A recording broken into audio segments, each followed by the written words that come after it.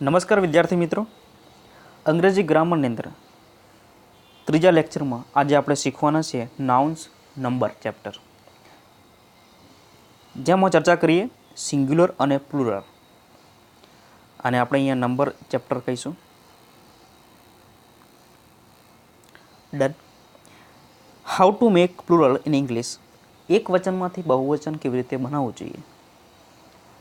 આવા પ્રશ્નો, આવા એમસીક્યુ જ્યારે બનતા હોય છે ત્યારે અંગ્રેજી ગ્રામરમાં આ ચેપ્ટરમાં 50થી વધારે નિયમો છે, પરંતુ અહીંયા મેં ટોટલ મિક્સ કરીને 15 જેટલા નિયમો આપ્યા છે. આ 15 નિયમોમાંથી આજ સુધી પરીક્ષામાં પ્રશ્નો પૂછાયા છે. તો સ્ટાર્ટ કરીએ છીએ આપણે. પ્રથમ નિયમ જોઈએ. Rule number 1, noun plus H, એટલે કે નામના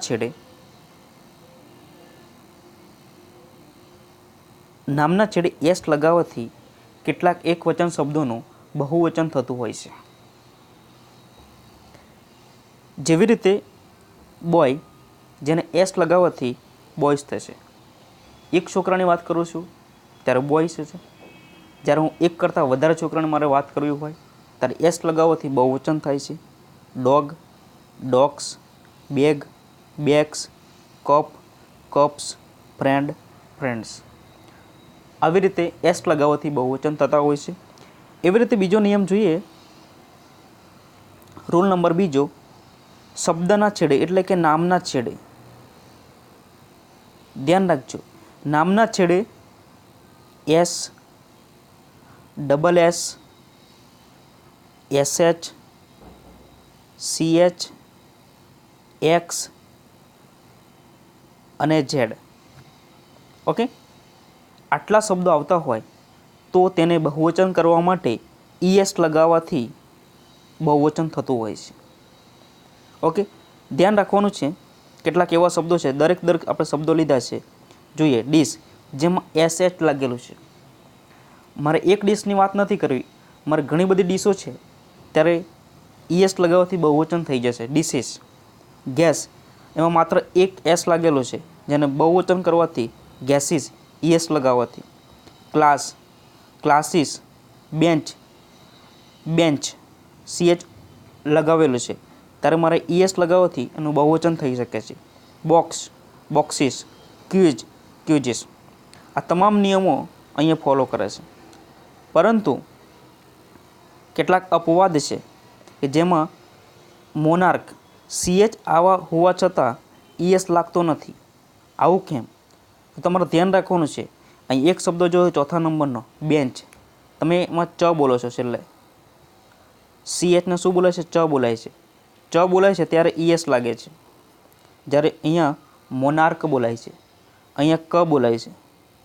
ઉચ્ચાર જ્યારે ક થતો હોય અને સીએચ આવેલો હોય ત્યારે ઈએસ લાગતું નથી. ધ્યાન રાખજો. મોનાર્ક, જેનો ઉચ્ચાર ક થાય છે અને સીએચ આપેલું છે ત્યારે એનું બહુવચન મારે કરવું હોય તો માત્ર ને માત્ર એસ લાગશે. સ્ટમક, એસ લાગશે. અને આનું જ્યારે બહુવચન ઓએક્સનું OXEN થતું હોય છે. તો અગત્યનો રૂલ નંબર 2 છે, ખાસ કરીને અપવાદમાં ધ્યાન રાખવા જેવું છે. રૂલ નંબર 3, નામના અંતે વાય આવેલો હોય અને તેની પહેલાં વ્યંજન આવેલો હોય તો વાયના સ્થાને IES મુકાય છે. કેવી રીતે સમજીએ. કોઈ પણ નામ હોય, નામ એટલે નાઉન, કોઈ પણ વસ્તુ, પ્લેસ, થિંગ, ઓકે, એ પણ આપણને દેખાય અને નામના અંતે વાય આવેલો હોય અને વાયની એક્ઝેક્ટ પહેલાં વ્યંજન હોય તો વાયને કાઢી નાખવાનો અને ત્યાં IES લગાવવામાં આવે છે, જેથી કરીને એ બહુવચન બને છે. એક્ઝામ્પલ જોઈએ સિટી. સિટી બહુવચન કરવું હોય તો CIT, વાયને કાઢી નાખવાનો અને IES, સિટીઝ. Fly, FLIES. તો આવી રીતે રૂલ નંબર 3 ઉપયોગ કરવાનો છે. રૂલ નંબર 4, નામના અંતે વાય આવેલો હોય અને તેની પહેલાં સ્વર હોય તો માત્ર એક્સ લાગશે. કોઈ પણ શબ્દ હોય અને વાય આવેલો હોય અને એની એક્ઝેક્ટ પહેલાં સ્વર હોય તો ત્યાં માત્ર વાય કાઢવાનો નથી, ત્યાં માત્ર એસ લગાવવાનો છે. ટોય, તો અહીંયા બધા શબ્દો પાછળ એસ લાગશે. Toys, boys, plays. Rule number 5, નામના અંતે ઓ હોય અને ઓ પહેલાં વ્યંજન હોય તો ઈએસ લગાડો. કેવી રીતે? ઓ હોય, ઓની પહેલાં વ્યંજન હોય તો ઓને કાઢવાનો નથી, ઓ જોડે સાથે જ ઈએસ લગાવવાનું છે. એક્ઝામ્પલ જોઈએ, વધુ ખ્યાલ આવશે. ટોમેટો, તો આને બહુવચન બનાવવું હોય, ઘણા બધા ટામેટા મારે જોઈતા હોય તો ટોમેટાને બહુવચન કરવા માટે TOMATO તો હતું જ. ઓ આવ્યો, ઓની પહેલાં વ્યંજન છે તો આપણો નિયમ યાદ રાખવાનો 5મો ઈએસ લાગશે એટલે કે ટોમેટોસ થશે. આમાં જોઈએ POTATOES potatoes. Next mango, MANGOES mangoes. એવી રીતે હીરો, HEROES, કારણ કે ઓ છે, ઓ પહેલાં વ્યંજન છે. પરંતુ કેટલાક અપવાદ હશે કે જેમાં માત્ર ઈએસ લાગતા નથી, માત્ર ઓએસ લાગે છે. જોઈએ એવા ફોટો તો ફોટોઝ, કિલો તો કિલોઝ, સ્ટુડિયો તો સ્ટુડિયોઝ, જો તો જોશ. હવે તમે સમજી શકો છો કે અપવાદને યાદ રાખવા માટે એક ટેકનિક બતાવું. ઘણા બધા ફોટો હોય તો આવું ક્યારે ફોટોઝ એવું બોલે ના બોલાય. તો સિમ્પલી છે, અહીંયા માત્ર એસ લાગશે. એવી રીતે કિલો, કિલો પણ તમે જાણીતો શબ્દ છે. ક્યારે કિલો જેવો શબ્દ આપણે ક્યારે જોયો જ નથી. તો આ અમુક શબ્દો એવા છે કે જે આપણને જોઈને જ ખ્યાલ આવી જતો હોય છે કે આમાં એસ કે ઈએસ લાગશે. તો તમારે ખાલી ધ્યાન રાખવાના છે. રૂલ નંબર 6, નામના અંતે ઓ હોય અને ઓની પહેલાં સ્વર હોય. આપણે હમણાં જોયું કે ઓ પહેલાં વ્યંજન હોય તો ઈએસ લાગે છે, પરંતુ ઓ પહેલાં સ્વર હોય, ઓ પહેલાં સ્વર હોય તો માત્ર એસ લાગશે. જોઈએ વિડીયો, તો અહીંયા તમે જોઈ શકો છો VEDIO, ઓ છે, ઓ પહેલાં શું છે? સ્વર છે, તો અહીંયા માત્ર બહુવચન કરવા માટે એસ લાગશે. રૂલ નંબર 7, નામના અંતે એફ કે એફી હોય. શું છે? એફ કે એફી આપેલું હોય તો એને હટાવી દેવાનું અને ત્યાં VES લગાવવામાં આવે છે. એટલે VS લગાવવાથી બહુવચન થતું હોય છે. એક્ઝામ્પલ તરીકે વાઇફ, તો એફી હટાવી દીધું અને વાઇવ્સ થઈ ગયું. Leaf, leaves, half, half, knife, knives. Rule number 8, નામના અંતે એફ કે ડબલ એફ એફી હોય તો પણ માત્ર એસ લાગે છે. અપવાદ નિયમ છે. ગુલ્ફ તો ગુલ્પ્સ, શેપ તો શેપ્સ, બિલીફ તો બિલીપ્સ, પ્રૂફ તો પ્રૂફ્સ. ઓકે, તો કેટલાક શબ્દો મહત્ત્વના છે. મેં અહીંયા એટલા જ મહત્ત્વના શબ્દો લીધા છે કે જે પરીક્ષાની અંદર પૂછાઈ શકે એવા શબ્દો લીધા છે. શબ્દ ભંડોળ માટે તમારી પાસે જો પણ ગ્રામર હોય ત્યાં તમે અહીંયા ભેગા કરી શકો છો. રૂલ નંબર 9, કેટલાક એવા વર્ડ છે કે જેને એને જગ્યાએ ઈ કરવાથી બહુવચન થતું હોય છે. સામાન્ય રીતે એક વર્ડ આપણને ખબર જ છે MAN, જેને બહુવચન કરવું હોય તો MEN થતું હોય છે. તો કેટલાક એવા વર્ડ છે, પહેલો જોયો તે પોલીસમેન, જેમાં મેનમાં એ છે, એની જગ્યાએ ઈ કરી દેવામાં આવે તો ઘણા બધા પોલીસો એવું થઈ જાય, બહુવચન થઈ જાય. પોસ્ટમેન, એક પોસ્ટમેનની વાત કરવામાં આવી છે. ઘણા બધા પોસ્ટમેન ભેગા થયા હોય તો MANની જગ્યાએ MEN કરવાનું છે.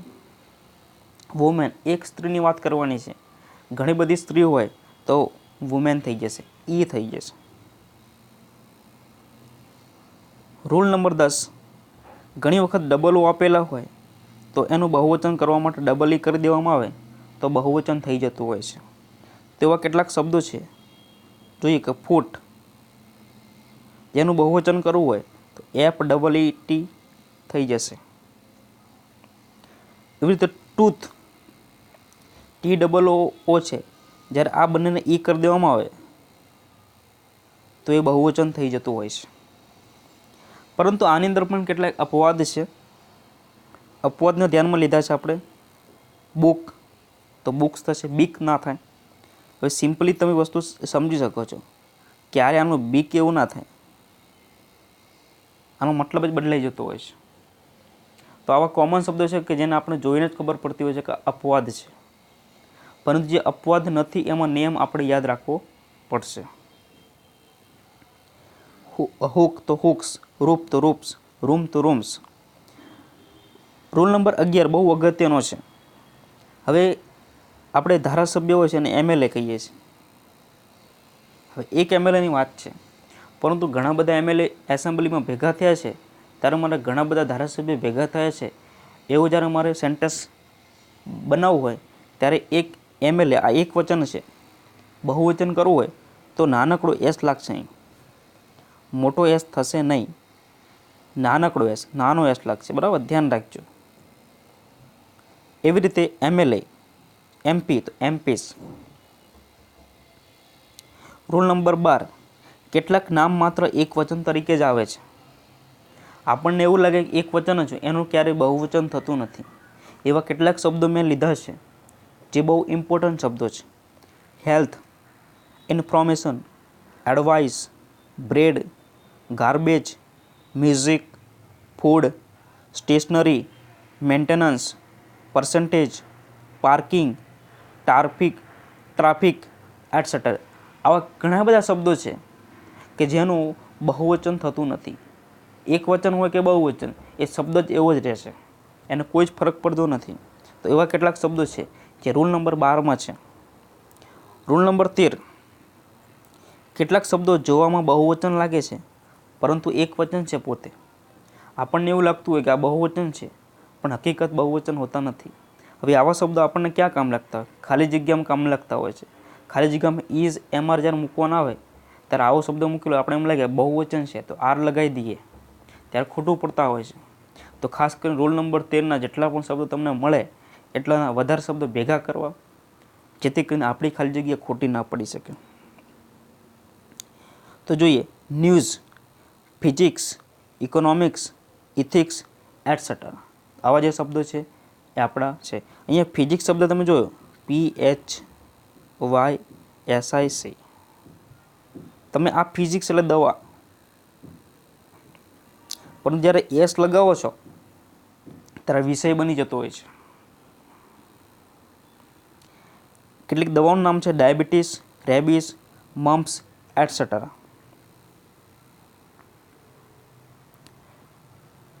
રૂલ નંબર 14 ભાવવાચક નામ. તમને કોઈ ભાવ આપે છે તો એ ભાવવાચક જેટલા પણ શબ્દો છે અંગ્રેજી ગ્રામરમાં એનું ક્યારેય બહુવચન થતું નથી. એક્ઝામ્પલ તરીકે કોઈ આપણને પ્રેમ કરે છે, એનું બહુવચન પ્રેમો એવું ના થાય, ખોટું પડે. તો એવી રીતે જોઈએ લવ, કાઇન્ડનેસ, જે આવા જેવા શબ્દો છે જેનું બહુવચન થતું નથી, એટલે કે ભાવવાચક નામમાં બહુવચન ન બને. તો તમારે ખાસ યાદ રાખવાનું છે. રૂલ નંબર 15 કેટલાક નામ એવા છે કે જેનું બહુવચન કરતાં અર્થ બદલાઈ જતો હોય છે. જેવી રીતે મેં ફિઝિક્સની વાત કરી એવી રીતે. તો કેટલાક મેં 4 શબ્દો લીધા છે, બહુ અગત્યના વર્ડ છે. ગુડ, ગુડ એટલે સરસ, આ ગુડ એટલે સરસ. ઓકે, પણ જ્યારે આને એસ લગાવું છું ત્યારે એનો મતલબ સામાન થઈ જતો હોય છે. ઓકે, એક બીજો શબ્દ લઈએ, ફોર્સ. તમે જોઈ શકો છો FORCE, ફોર્સ. ફોર્સ એટલે બળ આપવું, એને ફોર્સ કહેવાય. પરંતુ આ જગ્યા પર હું એસ લગાવી દઉં છું તો એનો મતલબ સોલ્જર થઈ જાય, સૈનિકો થઈ જાય. હવે સૈનિકો અને બળ શબ્દ કેટલો ડિફરન્ટ થઈ જતો હોય છે. ત્યારે અંગ્રેજી ગ્રામરની અંદર આ બહુ અગત્યતા ધ્યાન રાખવાનું છે. એક વસ્તુ છે આયરન, એટલે લોખંડ થતું હોય છે. જ્યારે આને એસ લગાવી દઉં છું એટલે હાથે પર હાથકડી થઈ જતી હોય છે, આનો અર્થ હાથકડી એવો થતો હોય છે. અને ફિઝિક્સ આપણે જે વાત કરીએ એવી રીતે ફિઝિક્સ એટલે દવા થાય, પણ જ્યારે ફિઝિક્સને એસ લગાવવામાં આવે છે ત્યારે ભૌતિક શાસ્ત્ર એટલે આપણું ભૌતિક વિજ્ઞાન સબ્જેક્ટ થઈ જતો હોય છે. ઓકે ફ્રેન્ડ્સ, તો કેટલાક અગત્યના આપણે 15 જેટલા રૂલ એક વચનમાંથી બહુવચન કેવી રીતે કરવા જોઈએ એના 15 જેટલા આપણે નિયમો રૂલ જોયા, બરાબર છે. આમાંથી બને તેટલા તમે શબ્દો ભંડોળ ભેગું કરી શકો છો અને આ 15 રૂલમાં તમે ડિવાઈડ કરી શકો છો, બરાબર છે. બીજા ઘણા બધા નિયમો છે આની અંદર, પરંતુ આપણી પરીક્ષાની દ્રષ્ટિએ ગુજરાત ગવર્મેન્ટની ક્લાસ 3માં જેટલા પણ પૂછાઈ શકે છે એટલા મહત્ત્વના મેં મુદ્દા અહીં આવરી લીધા છે. ઓકે ફ્રેન્ડ્સ, જરૂર પડશે તો એક એડવાન્સ લેક્ચર આપણે બનાવીશું આનો. ઓકે, તો અહીંયા આપણે નાઉન ચેપ્ટર અહીંયા પૂરું કરીએ છીએ. નાઉનની અંદર આપણે 3 ચેપ્ટર તૈયાર થયા છે, જેમાં બહુ જ ઇમ્પોર્ટન્ટ અને ડિટેલમાં ચર્ચા કરી છે, જે ખાસ કરીને આપણી ગુજરાત ગવર્મેન્ટની પરીક્ષામાં બહુ જ કામ લાગી શકે. ઓકે ફ્રેન્ડ્સ, તો નેક્સ્ટ આપણો એક વિડીયો આવશે જેમાં નાઉનને લગતા કેટલાક પ્રશ્નોની આપણે ચર્ચા કરીશું. કેવા નાઉનના પ્રશ્નો પૂછાય છે એના આપણા ઉપર ડિસ્કસ કરીશું. ઓકે ફ્રેન્ડ્સ, તો તમામ વસ્તુ અહીંયા આપણે જોઈ છે, નોટ ડાઉન તમે કરી લેજો. Thank you.